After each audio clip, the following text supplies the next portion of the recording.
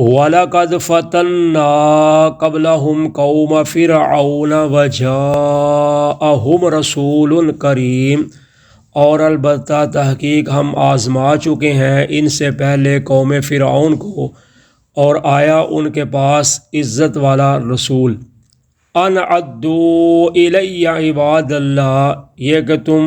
میرے حوالے کر دو اللہ کے بندوں کو۔ انی لکم رسول امین، بے شک میں تمہارے پاس آیا ہوں رسول امانت دار۔ وَأَلَّا تَعْلُوا عَلَى اللَّهِ، اور یہ کہ تم اللہ کے سامنے سرکشی نہ کرو۔ انی آتیکم بسلطان مبین، بے شک میں تمہارے پاس لانے والا ہوں کھلی دلیل، واضح دلیل۔ اب اللہ تعالیٰ نبی اکرم صلی اللہ علیہ وسلم کو فرماتے ہیں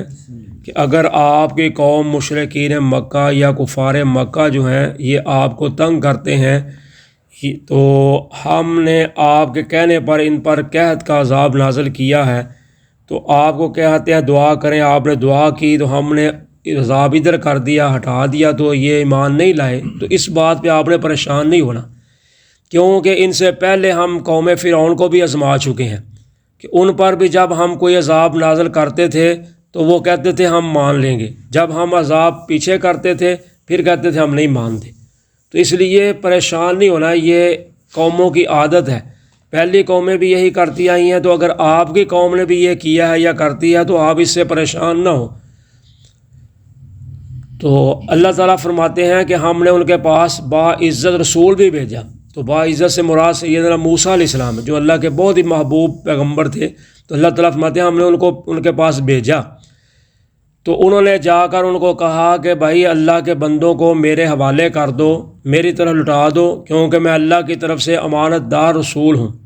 کہ جو اللہ نے مجھے پیغام دیا میں وہی آپ تک پہنچانے کے لیے آیا ہوں، وہی پہنچا رہا ہوں۔ تو تم نے اللہ کے بندوں کو غلام بنایا ہوا ہے، یعنی فرعون کو کہا کہ تو نے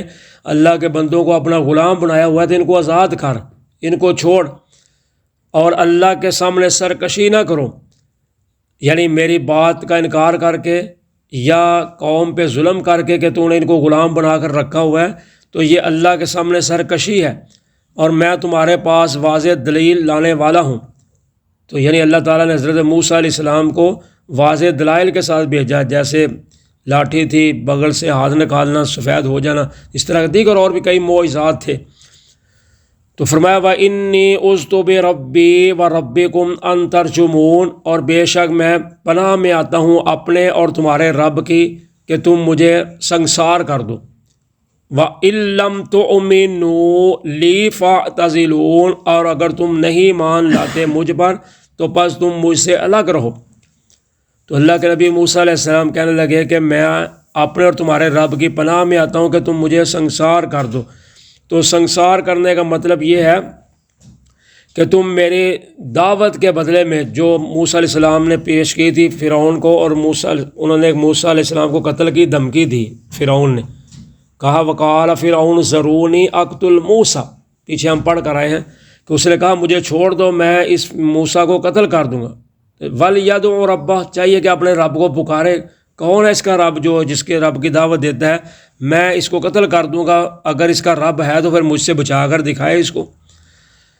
تو یہ ہے موسیٰ علیہ السلام نے کہا کہ میں اپنے اور تمہارے رب کی پناہ میں آتا ہوں کہ تم مجھے سنگسار کرو، یعنی مجھے قتل کرو، تو میں پناہ چاہتا ہوں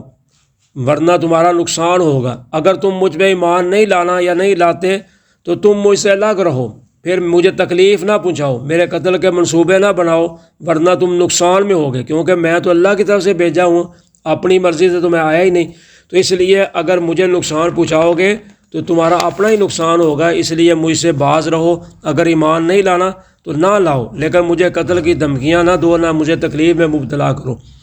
فَدَعَا رَبَّهُ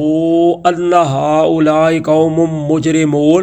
پس پکارا اس نے اپنے رب کو کہ یہ قوم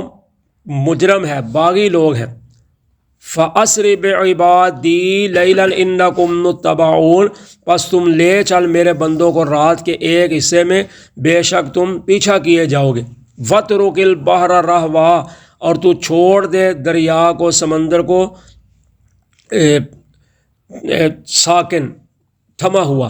انہم جندم مغرقون، بے شک وہ لشکر غرق کر دیا جائے گا۔ تو اب اللہ کے نبی موسیٰ علیہ السلام نے اللہ سے دعا کی تو کہا میرے رب یہ قوم مجرم ہے، یعنی یہ نہیں ماننے والی، میں نے ان کو بڑا آزما لیا ہے، میں نے ان کو بڑا پیغام دے دیا آپ کا، لیکن یہ نہیں ماننے والے۔ یعنی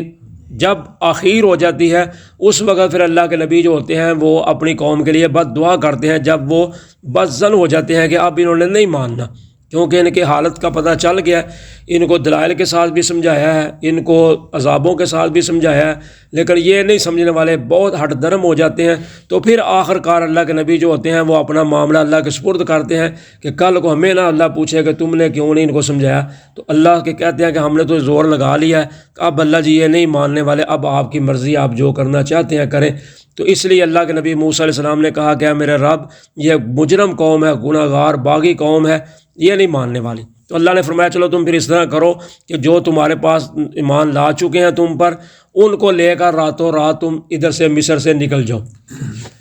تو فرمایا جب تم نکلو گے تو تمہارا پیچھا کیا جائے گا، انہوں نے تمہارے پیچھے بھی آنا ہے، انہوں نے تمہیں پکڑنا ہے،